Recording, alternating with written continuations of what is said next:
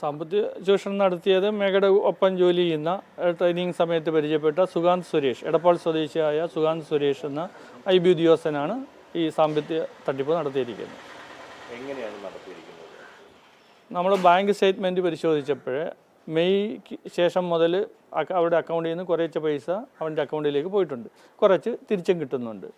ഏകദേശം 10ാം മാസം വരെ അങ്ങനെ ചെറിയ എമൗണ്ടും 10ന് ശേഷം ഫുൾ എമൗണ്ടും അവൻ്റെ അക്കൗണ്ടിലേക്ക് പോയിട്ടാണ് സ്റ്റേറ്റ്മെൻറ്റ് കാണുന്നത്. ഇതിനെപ്പറ്റി എന്തെങ്കിലും ഇദ്ദേഹത്തോട് സംസാരിച്ചിട്ടുണ്ടോ? ഇല്ല, നമ്മൾ നേരിട്ട് അവനുമായിട്ട് നമ്മൾ അറിയുന്നില്ല. ഇപ്പം ഈ ഇന്നലെ സ്റ്റേറ്റ്മെൻറ്റ് എടുത്തപ്പോഴാണ് ഈ വിവരം അറിയുന്നത്. എത്ര രൂപ അങ്ങനെ പോയിട്ടുണ്ട്? 3.5 ലക്ഷത്തിനടുത്ത് ഇപ്പോൾ പോയിട്ടുണ്ട്. ആ കണക്ക് കറക്റ്റായിട്ടുള്ളത് 3.5 ലക്ഷം രൂപ UPI ട്രാൻസാക്ഷൻ വഴി പോയിട്ടുണ്ട്.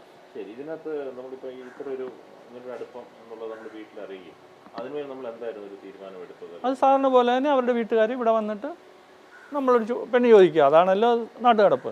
അപ്പോൾ അങ്ങനെ വരാനാണ് പറഞ്ഞത്. അപ്പോൾ ഓരോ കാരണങ്ങൾ പറഞ്ഞ് വരാൻ പറ്റില്ലെന്നാണ് മോള് പറയുന്നത്. എന്നിട്ട് അച്ഛൻ്റെ ഓപ്പറേഷന് അങ്ങനെ ഓരോ കാരണങ്ങൾ പറഞ്ഞിട്ട് ഇപ്പം പറ്റില്ല എന്ന് പറഞ്ഞ് നീട്ടി കൊണ്ടുപോവുക ചെയ്തത്. IB നമ്മളോട് പരാതി കൊടുത്തിട്ടുണ്ട്. അവർ ഓൾറെഡി അന്വേഷണം നടത്തിയിട്ടുണ്ട്. അവനെ ആദ്യമത്തെ ദിവസമൊക്കെ കസ്റ്റഡി വെച്ചിരുന്നു. പിന്നീട് ഇപ്പം നിരീക്ഷണത്തിൽ വെളിയിൽ വിട്ടിരിക്കുകയാണ്.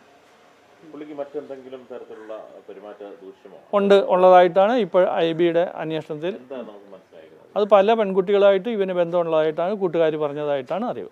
എറണാകുളത്ത് ഇവരുടെ ഒപ്പം ജോലി ചെയ്യുന്ന കൂട്ടുകാർ പറഞ്ഞതായിട്ടാണ് അറിയുന്നത്. പോലീസ് അവർക്ക് ഇപ്പോൾ പ്രത്യേകിച്ച് തെളിവൊന്നും കിട്ടിയിട്ടില്ല. അപ്പോൾ ഇലക്ട്രോണിക് ഡിവൈസ് ഒക്കെ ഫോറൻസിക് ടെസ്റ്റ് നടത്തിയതിന് ശേഷം മാത്രമേ കൂടുതലായിട്ട് പറയാൻ സാധിക്കുമെന്നാണ് അവർ പറയുന്നത്. അത് ഇന്നലെയാണ് സ്റ്റേറ്റ്മെൻ്റ് എടുത്ത് പോലീസിന് കൈമാറിയിട്ടുണ്ട്. പേട്ട CIക്ക് മെയിൽ ചെയ്തിട്ടുണ്ട്. മെയ്, അതായത് 24 മെയ് മാസം മുതലാണ് ചെറിയ എമൗണ്ടുകൾ കൊടുത്ത് ഒക്ടോബർ മുതൽ ഫുൾ എമൗണ്ട് കൊടുത്തത്. തിരിച്ചു വരുന്ന 1000, 1500, 500 അങ്ങനെ അവർക്ക് ചിലവിന് കൊടുക്കുന്ന പോലില്ലേ. നമ്മൾ പൈസ എല്ലാം കൂടെ മേടിച്ച് വെച്ചിട്ട് കുറച്ച് ചിലവിന് അത്യാവശ്യം കൊടുക്കുന്ന പോലെ ഉള്ള പൈസയാണ് കൊടുത്ത് കാണുന്നത്. ബുദ്ധിമുട്ടാണ്. ഇപ്പം ഇന്ന് അവർ സഞ്ചയനത്തിന് വന്ന അവരാണ് പറഞ്ഞത്, അവൾ ശമ്പളം കിട്ടിയിട്ട് അത്രയും പൈസ ഉണ്ടായിട്ടും ഇത് ഭക്ഷണത്തിന് പൈസ ഇല്ല എന്നാണ് അവരോട് പറഞ്ഞത്. അതായത് ഊണഴിക്കാൻ വിളിക്കുമ്പോൾ എനിക്ക് കൈ പൈസ ഇല്ല, അതുകൊണ്ട് ഞാൻ ഇപ്പോൾ വരുന്നില്ല. പലരും അവർക്ക് ചോറ് പാത്രത്തിൽ കെട്ടി കൊണ്ടു കൊടുത്തായിട്ട് പറഞ്ഞു.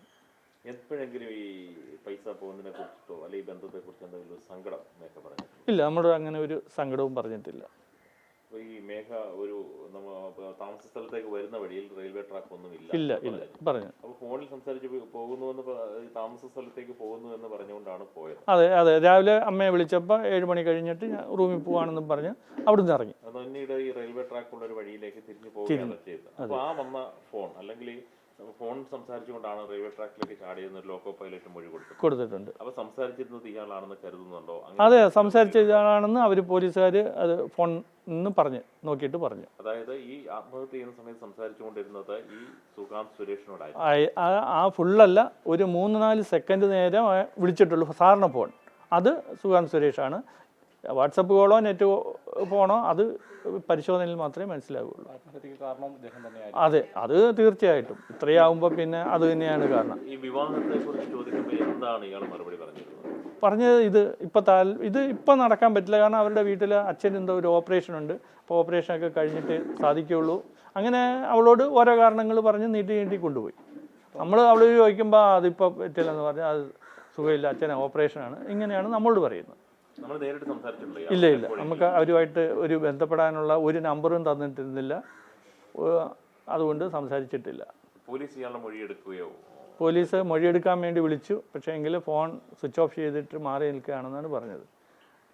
പിന്നീട് വന്നുവന്ന് ഇപ്പം നമ്മൾ പറഞ്ഞു പക്ഷേ ഇതുവരെ വിളിപ്പിച്ചതായിട്ട് നമ്മൾ അറിഞ്ഞിട്ടില്ല. ഇനി നാളെയോ മറ്റന്നാളിലോ പോകണം, പോയിട്ട് ബാക്കിയുള്ള കാര്യങ്ങൾ അന്വേഷിക്കുമ്പോഴേ അറിയുള്ളൂ.